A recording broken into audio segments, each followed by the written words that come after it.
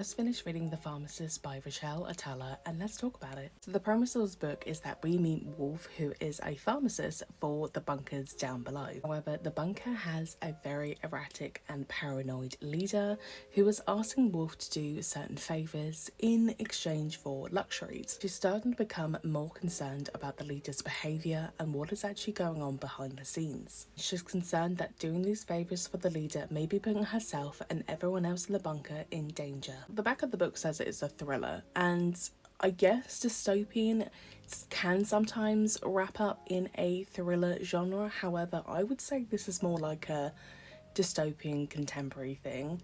It has aspects of high stakes and conflict, but I wouldn't say it was like a downright thriller. I did like some aspects of the book, like with Wolf, that is her last name. All the characters who are named are only by their last name. No one knows their first name, or they're known by their ID number in the bunker. Right at the beginning of the book really gripped me into this because it's not really a spoiler, but someone basically tries to unalive themselves by eating all the Monopoly houses. You almost go in thinking this is the kind of bunker that you almost think maybe this is a better way out than staying here. Throughout the story, things do happen. For example, Wolf gets SA'd and so asks for an assistant, which kind of sets off ND, who is the leader, to ask Wolf for favours like this, of being like, oh, I gave her an assistant, or he gives her luxuries such as solid foods. It does get quite interesting, but as soon as it got interesting, some bits I kind of felt sluggish when reading it. I think because I compared this to Fallout with the bunker,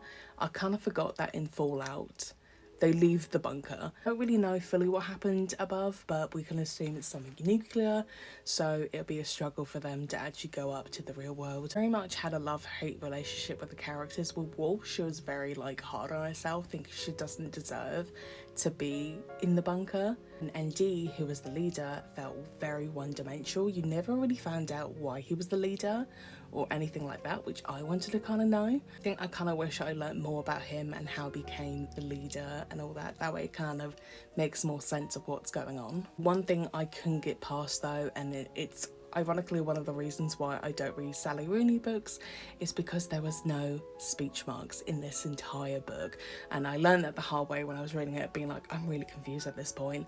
And then I realised there were no speech marks. I think throughout the book it got easier to do, but this really knocked me off. I know I need speech marks in my books because I prefer it. Overall, I gave this book 2.5 stars, and I will be unhauling this book. Make sure you give me a follow, that way you find out the next book that's chosen, whether I read it or unhaul it. And as always, remember to read good books, drink good coffee, and make good choices.